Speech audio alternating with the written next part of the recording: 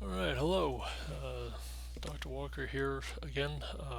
Today I wanted to talk about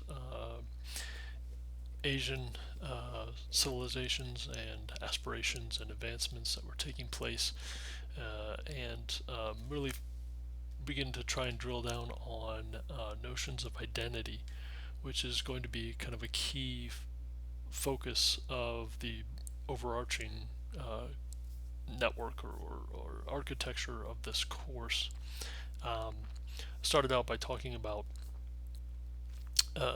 this the oscillations between order, whether it be more centralized or more localized, heavily ingrained and kind of involved in that, rolled up in that, is notions of identity, which as the world becomes more networked, especially during this early modern period into the modern era itself, and the foundations of the modern era that we've been studying, uh, the the complexities and the interactions, and the number of interactions between different cultures, different people, um, and different identities is going to multiply exponentially. And so, therefore, it's going to be kind of imperative for us to understand how different groups identify themselves, what the legacies of those interactions was, and where that kind of leads us. And I think this will help address many of the uh, kind of points and points of interest that you all had established in your introductory posts about trying to understand the modern world. Well, understanding identity and the number of identities comprising world history and involved in its creation is kind of a fundamental um, aspect and necessary for not only study and discussion, but also uh, retaining this information so it can be kind of beneficial of use to us in the here and now. And that's, after all, what the main goal of history is all about. So that is really what we're going to begin to delve into quite aggressively today. My thanks to Charlotte and Travis for helping just clear up some problems with posting to other people's feeds. I think that's all worked out. So eager to begin to engage in that dialogue in the coming week. Um, we'll be also, in addition to this lecture, we'll be talking about the colonization, the European colonization of the New World, the African diaspora, namely through the Middle Passage and the slave trade that the Europeans engaged in to exploit the natural resources of the New World, that being North America and South America. And also, today we're going to begin to talk about the interactions that Europeans began to have with Asian cultures and civilizations. So, we will talk about that in the coming week. That'll help set us up for our first exam, which is coming up in about 2 weeks' time. Uh, is a There's a high probability, almost a certainty, that something, an essay question perhaps, about the concepts of identity are going to come to going to be on the exam itself. So I would encourage you to study and begin to really kind of put into the forefront of your mind and be able to recall characteristics of these different cultures, these different empires um, that you know we're talking about in this first third of the course. So, what I think is really quite important to understand, particularly about Asian civilizations, is that, and this is the case for all civilizations. But um, I think that, um, namely the Indian, Chinese, and Japanese establishing of civilizations, is that you're talking about parts of the world in many cases that had been inhabited for thousands of years, between say 3 and 6,000 years or more by the 14th and 15th centuries, the beginning of what we're talking about in this course. Now, it's not to say that other areas of the world hadn't been, settled, and that civilizations hadn't been existent for an equal number of number of years and eons, or even preceded that. But um, really, what is interesting about this particular area, the Asian continent in particular, is that you're going to see a kind of a,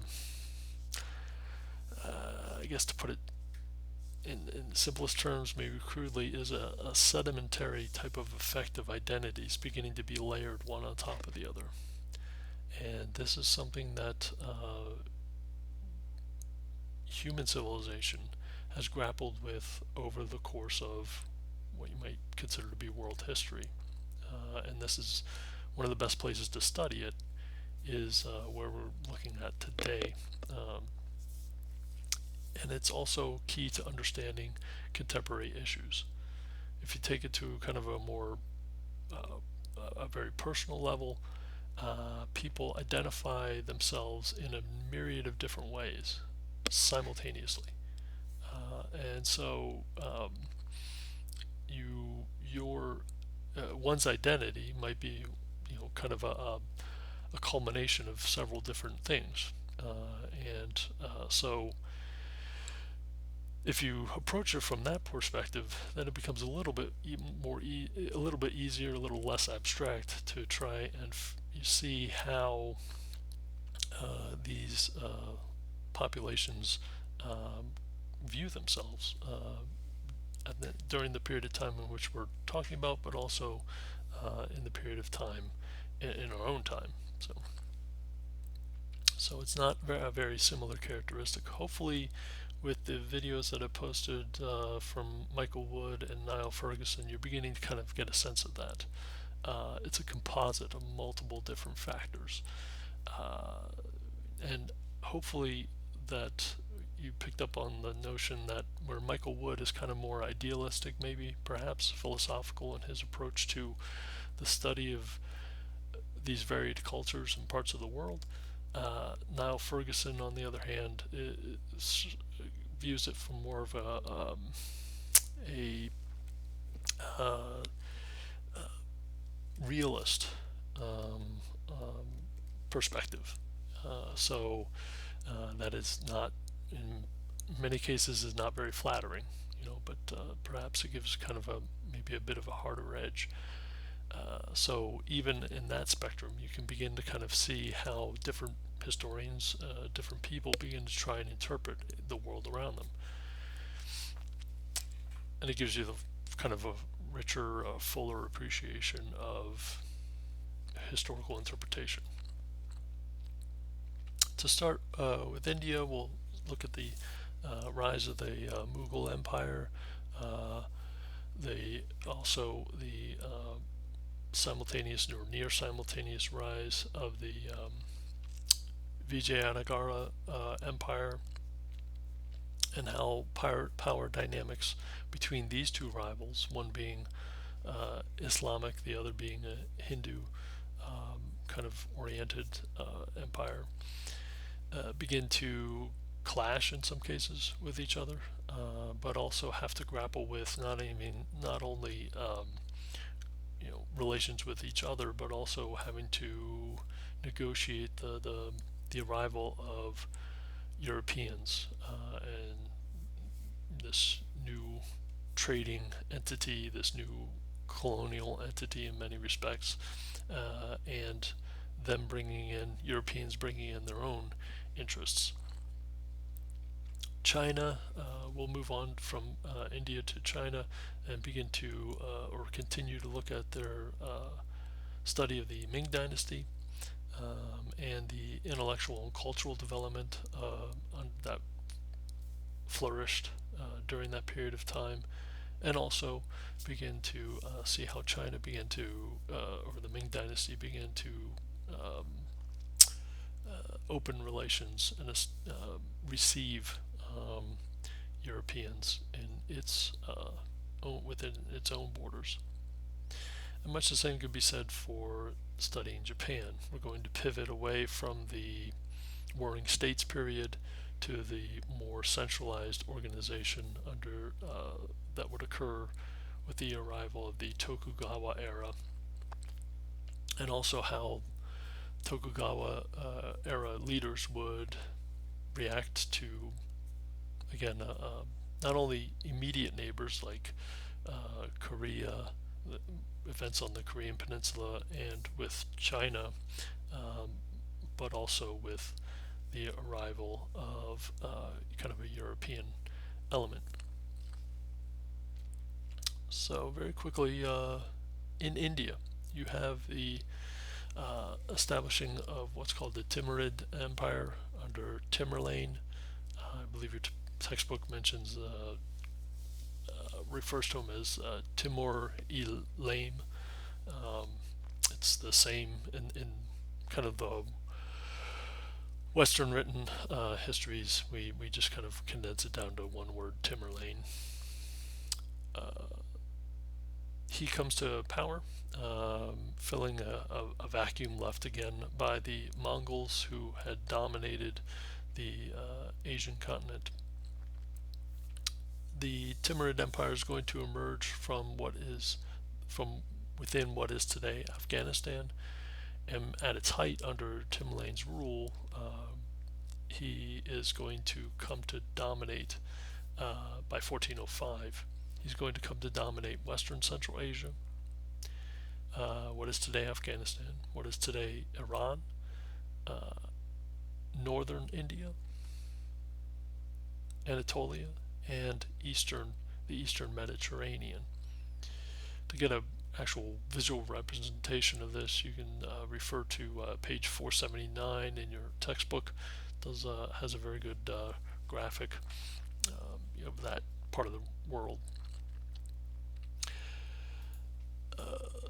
What's interesting about the Timurid Empire is that really it would fluctuate as far as its periods of kind of dominant control.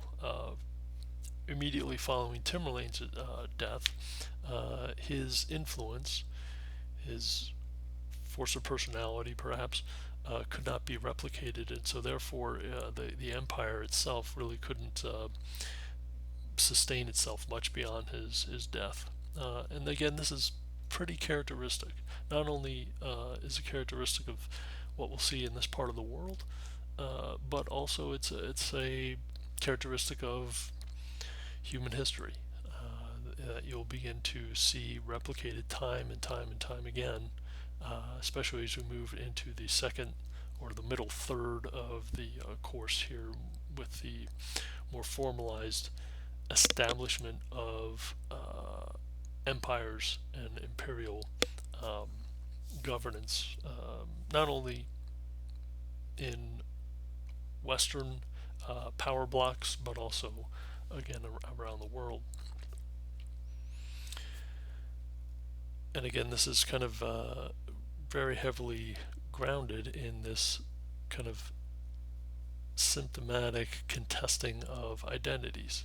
Now, one reason for Tamerlane's immediate and rapid rise, his ability to dominate such a large area over the mature span of his life, was that in many cases he emulated previous models that have been established by most immediately the likes of Genghis Khan, where he would allow a high degree of leniency to those populations that submitted readily and peacefully to Tamerlane's rule, or the rule of Genghis Khan or other Khans. But this is something hopefully that you can pick up and begin to identify rapidly and kind of proactively with other empires, other key um, cultures that we've already discussed, namely the Ottoman Empire and its policy with regard to Christians, and parallels also in Europe proper, namely within the Holy Roman Empire itself, and kind of the stresses that the Protestant Reformation was beginning to exact on within the Christian community between Catholics and Protestants themselves. There are very strong parallels that can be drawn. Again, it's not to say that this was you're going to get a variety of interpretations as to whether this was benevolent or whether it was just a friendly face to autocracy and kind of cruel repression. That's always in debate. It always makes for interesting historical discussion. But the characteristics themselves are really kind of pretty well established fact. So and that's again what we're focusing heavily on here, seeing example after example of that. It wouldn't be until Zahir Uddin Muhammad Babur that we would see a resurgence of kind of a dominant figure that would have expansionist tendencies. Babur was the son, his father was a descendant of Timurlane. His mother was from ancestry that could be traced back to Genghis Khan and the Genghis Khan's family. And so with that kind of background and those kinds of raised with those kind in that kind of atmosphere of personality, Babur quickly established a power base for himself, very similar to Timurlane. In 1504, he's going to conquer Kabul, which is today the capital of Afghanistan. So he's literally establishing his empire in the backyard in the same region as Timurlane did himself. By 1519, about the same time that Martin Luther was drafting his 95 Theses in Wittenberg in the Holy Roman Empire, Babur in that same year begins a 7-year campaign to subdue northern India. By 1526, Babur overwhelms a larger opposing army at the Battle of Panipat. Again, there's a map on page 480 of your textbook that does a great job of giving you, or kind of grounding you or orienting you as far as the part of the region that we're discussing here, the specific areas. As a result of that battle, he is going to be able to conquer Delhi very soon after. His battle was pivotal, largely because he was able to, Babur was able to benefit from technological advances such as the use of cannon and muskets on the battlefield. And once this is achieved, by 1526, he establishes what's called the Mughal Empire, which is going to almost last, it lasts in excess of about 200 years. It is an Islamic empire, which shouldn't be too surprising. Babur was raised as a Muslim. He's coming from an area of the world that was dominated by Islamic faith. He is, interestingly, he's going to establish a very highly effective bureaucracy that would draw from the Muslims and the fellow Muslims living in the Middle East, establishing very close ties and collaborating very closely with them, specifically the merchant class and the specialists that would be needed in order to construct a highly effective bureaucracy. And so it was these merchants and specialists that migrated from regions of the Middle East into to the Mughal Empire. And this helped form what's kind of often described as a Indo-Persian culture system. Uh,